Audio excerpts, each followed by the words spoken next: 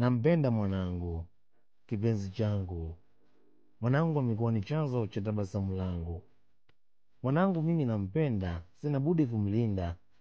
Najivunia sana kuwa mzazi kwa mtoto mzuri aliyebarikiwa na Mungu kama mwanangu. Jamani, sio vibaya nyie kufahamu ya kwamba mimi ni mzazi na huyu ni mwanangu. Namlinda kwa maombi, namlinda kwa dua, namlinda kwa kila nilicho nacho. Kuna vitu vingi sana najivunia kwenye maisha, lakini kitu kikubwa zaidi ni kuwa mzazi wako. Nakupenda, nakupenda sana mwanangu.